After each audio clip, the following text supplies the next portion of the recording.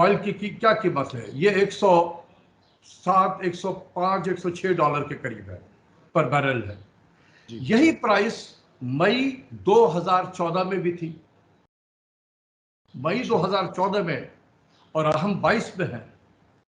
8 साल पहले तेल की कीमत यही थी, $104, $105 पर बैरल, और पाकिस्तान में ये 100, 105, 106 रुपया पर लीटर बिकता था।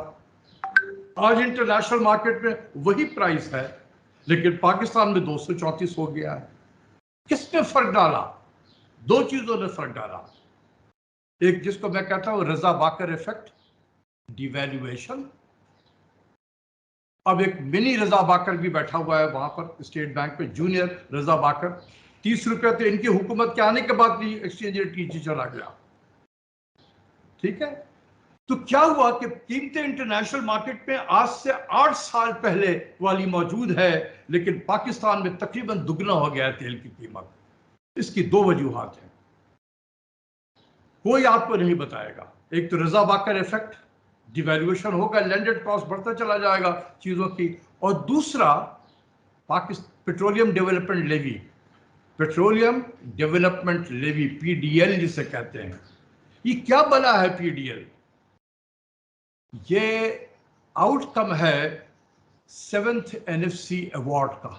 वो एनएफसी अवार्ड जो आजकल इन वोग है, ये उसकी वजह से फेडरल गवर्नमेंट की मजबूरी थी कि वो नया टैक्स नहीं बल्कि लेवी की शक्ल में पैसा इकट्ठा करे, ताकि उनके जो फेडरल गवर्नमेंट के जो शेयर था वो कम हो गया बहुत ज़्यादा उसको, और उनके अखराजात बढ़ रहे हैं, और दूसरी तरफ इसके रेवेन्यू के शेयर भी गिर गए। सूबों तकरीबन 60% रेवेन्यू सूबों को जा रहा है, 40% रहता है फेडरल गवर्नमेंट के पास में। इनकी सबसे दो बड़ी जो जिम्मेदारियों में से है, एक इंटरेस्ट पेमेंट, वो आईएमएफ के कहने पर बढ़ाया जा रहा है इंटरेस्ट रेट, और इंटरेस्ट पेमेंट भी बढ़ रहा है। ठीक है, और दूसरी तरफ है डिफेंस।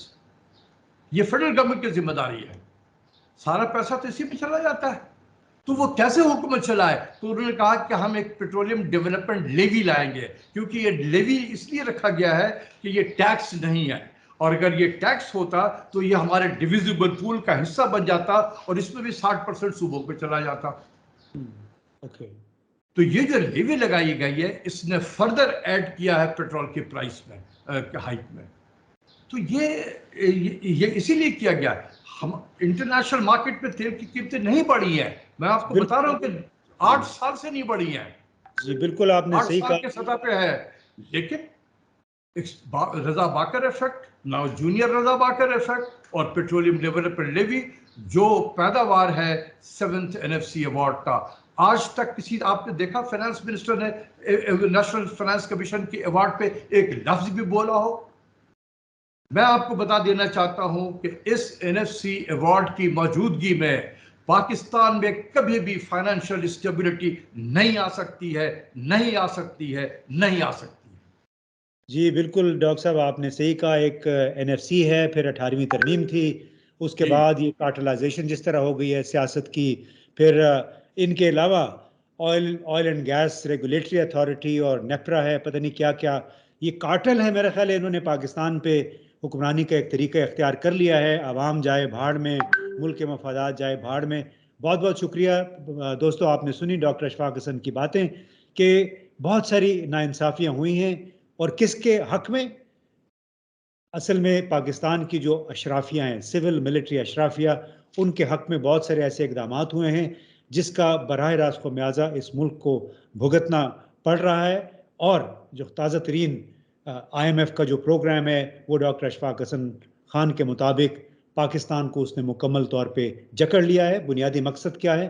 पाकिस्तान की मईशत का पहिया जाम करें, पाकिस्तान को बेबस करें और उससे अपनी बातें मनवाएं। बहुत बहुत शुक्रिया।